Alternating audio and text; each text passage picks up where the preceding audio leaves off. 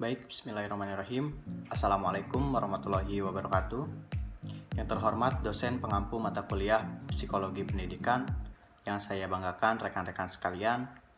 Pada kesempatan kali ini, kami dari kelompok 5 akan mempresentasikan hasil diskusi dari kelompok kami dengan topik bahasan yang berjudul jenis-jenis manifestasi atau perilaku belajar peserta didik.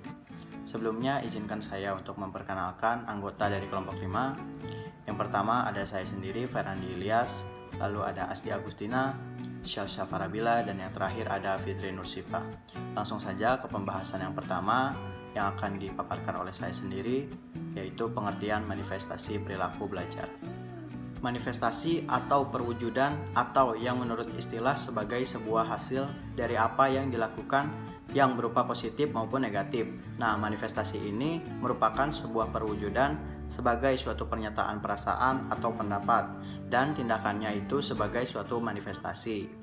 Menurut Combach mengatakan bahwa learning is shown by change in behavior as a result of experience. Pengertian belajar di sini merupakan belajar yang efektif adalah melalui pengalaman. Dalam proses belajar seseorang berinteraksi langsung dengan objek belajar dengan menggunakan semua alat indera. Belajar merupakan proses dasar dari perkembangan hidup anak didik. Dengan belajar, anak didik melakukan perubahan-perubahan kualitatif, sehingga tingkah lakunya berkembang. Semua aktivitas dan prestasi hidup anak didik adalah hasil dari belajar. Nah, belajar berlangsung secara aktif dan integratif, dengan menggunakan berbagai bentuk perbuatan untuk mencapai suatu tujuan. Pengertian belajar secara kualitatif ialah proses memperoleh arti-arti dan pemahaman serta cara-cara menafsirkan dunia di sekeliling siswa. Jadi belajar dalam pengertian ini difokuskan kepada tercapainya daya pikir dan tindakan yang berkualitas untuk memecahkan masalah-masalah yang kini dan nantinya akan dihadapi siswa. Terdapat faktor-faktor yang mempengaruhi belajar, diantaranya yaitu faktor fisiologis, yaitu kondisi umum jasmani seseorang yang menyangkut kesehatan atau kondisi tubuh. Lalu ada faktor psikologis, diantaranya yaitu intelijensi atau kecakapan, perhatian, minat, bakat, dan motivasi. Faktor kelelahan, yaitu kelelahan jasmani atau fisik, dan kelelahan rohani atau psikis. Lalu ada faktor lupa, yaitu ketidakmampuan mengenal atau mengingat sesuatu yang pernah dipelajari atau dialami untuk sementara maupun dalam jangka waktu yang lama. Nah, dari beberapa ahli di atas dapat disimpulkan bahwa pengertian belajar adalah tahapan perubahan seluruh tingkah laku individu yang relatif menetap sebagai hasil pengalaman dan interaksi dengan lingkungan yang melibatkan proses kognitif. Sedangkan pengertian manifestasi belajar berarti sebuah pernyataan atau perwujudan yang diperoleh sebagai reaksi dari sebuah proses belajar yang benar maupun yang tidak benar, tetap akan menimbulkan sebuah hasil. Nah, hasil inilah yang nantinya akan disebut sebagai sebuah manifestasi belajar. Macam-macam manifestasi perilaku belajar. Manifestasi perilaku belajar tampak pada kebiasaan, keterampilan, pengamatan, berpikir asosiatif dan daya ingat, berpikir rasional dan kritis, sikap, inhibisi, apresiasi, dan tingkah laku afektif. Nah, yang pertama di sini ada manifestasi kebiasaan, yaitu manifestasi yang timbul karena adanya pembiasaan menggunakan stimulasi yang berulang-ulang. Contohnya, seorang siswa yang sedang belajar bahasa akan menggunakan manifestasi kebiasaan ini dengan cara dia berulang kali belajar bahasa tersebut untuk menghindari kekeliruan. Nah, pada akhirnya siswa tersebut akan berbahasa yang baik dan benar. Bahasa yang baik dan benar itulah merupakan perwujudan dari perilaku belajar. Yang kedua ada manifestasi keterampilan. Manifestasi keterampilan yaitu menentukan pola-pola tingkah laku untuk mencapai suatu hasil atau tujuan tertentu. Dalam arti luas, manifestasi keterampilan juga yaitu bisa mempengaruhi orang lain atau mendayagunakan orang lain. Nah, yang ketiga ada manifestasi pengamatan, yaitu proses menerima, menafsirkan, memberi rangsangan, yang masuk melalui indera mata dan telinga. Contohnya, seorang anak yang baru mengenal radio akan berpikir bahwa di dalam radio tersebut ada orang yang menyiarkan radio tersebut.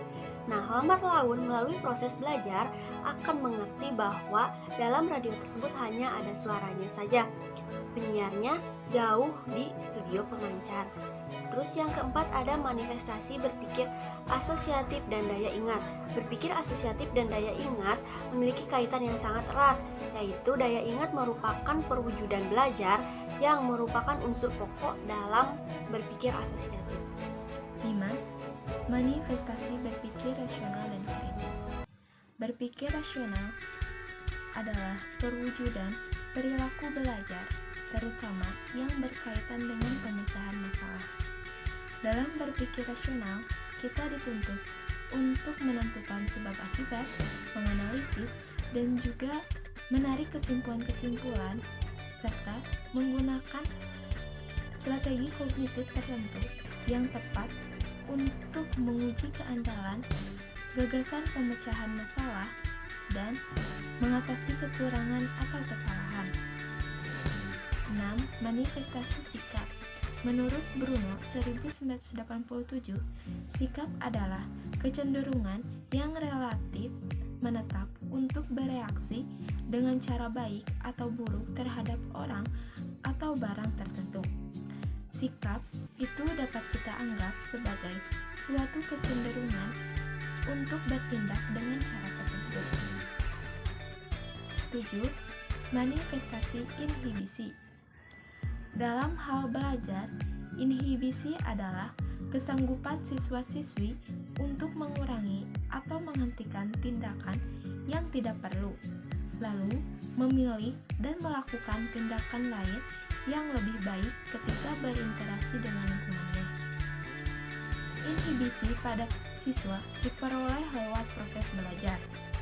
Oleh sebab itu, makna perwujudan perilaku belajar akan tampak dalam melakukan inhibisi.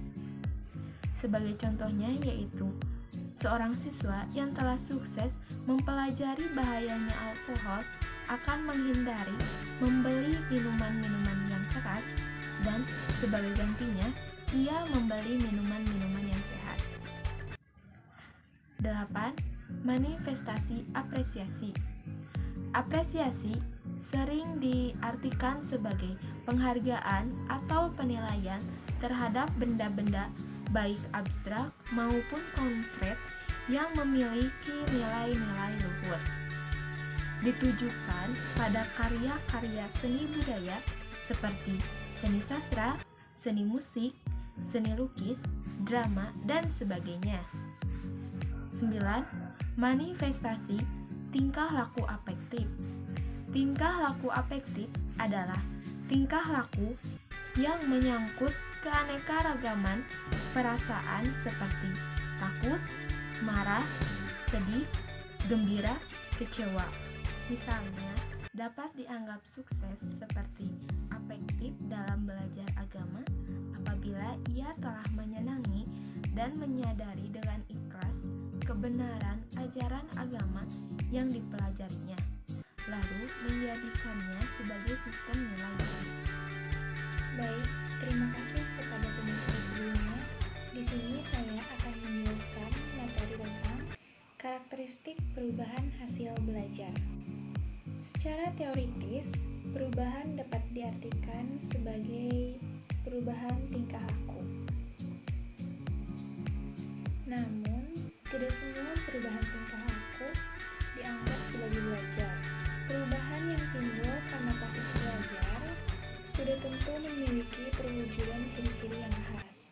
Setiap perilaku belajar sudah ditandai oleh ciri-ciri perubahan yang spesifik. Nah, di antara ciri-ciri perubahan khas yang menjadi karakteristik perilaku belajar yang terpenting adalah perubahan itu intensional, perubahan positif aktif, dan juga perubahan itu efektif serta fungsional. Nah, yang pertama di sini ada perubahan fungsional. Perubahan yang terjadi dalam proses belajar adalah berkat pengalaman atau praktik yang dilakukan dengan sengaja dan disadari, atau dengan kata lain bukan kebetulan, siswa dan siswi menyadari akan adanya perubahan dalam dirinya, seperti perubahan dalam pengetahuan, kebiasaan, sikap, dan juga pandangan sesuatu.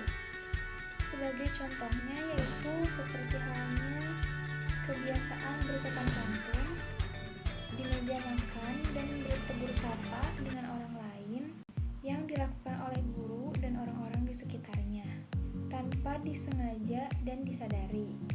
Dengan demikian, dapat dipastikan bahwa perubahan intensional tersebut bukan harga mati yang harus dibayar oleh siswa. Nah, yang kedua adalah perubahan positif aktif.